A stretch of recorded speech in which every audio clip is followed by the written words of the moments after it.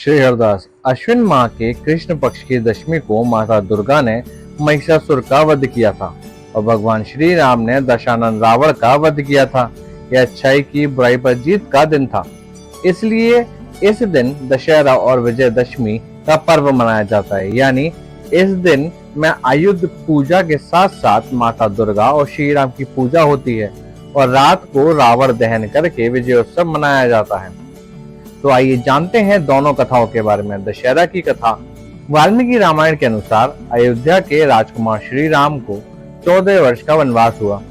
उनके साथ साथ उनके भाई लक्ष्मण और पत्नी सीता भी वन में रहने लगे। एक दिन माता सीता का अपहरण करके रावण अपने देश लंका ले गया। भगवान राम ने ऋषिमुख पर्वत पर अश्विन प्रतिपदा से नवमी तक आदि शक्ति की उपासना की थी, जिसके बाद भगवान श्री राम इसी दिन किष्किंधा से लंका के लिए रवाना हो गए।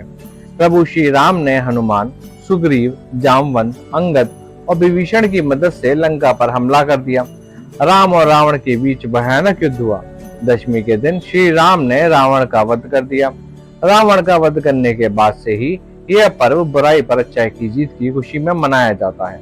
विजयदशमी की कथा। रंभासुर का पुत्र था महिषासुर, जो अत्यंत शक्तिशाली था। उसने कठिन तप किया था। ब्रह्मा जी ने प्रकट होकर कहा, वत्स, एक मृत्यु को छोड़कर सब कुछ मांगो।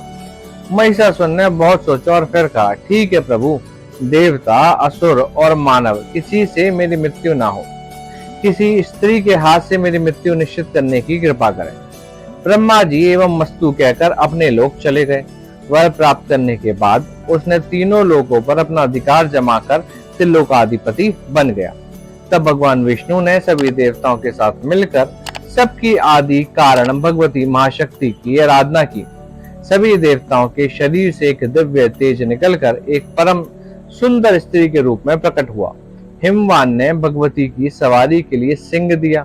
तब सभी देवताओं ने अपने अपने अस्त्र शस्त्र महामाया की सेवा में प्रस्तुत किए।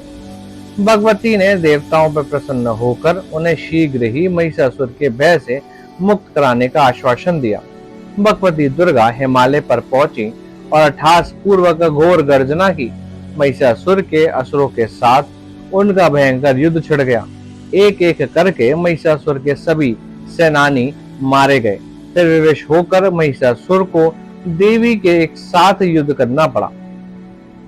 महिषासुर ने नाना प्रकार के मायक रूप बनाकर देवी को छल से मारने का प्रयास किया, लेकिन अंत में भगवती ने अपने चक्र से महिषासुर का मस्तक काट दिया। कहते हैं कि देवी कात्यायनी को ही सभी देवों ने एक एक हथियार दिया था और उन्हीं दिव्य हथियारों से युक्त होकर देवी ने महिषासुर के साथ युद्ध किया था।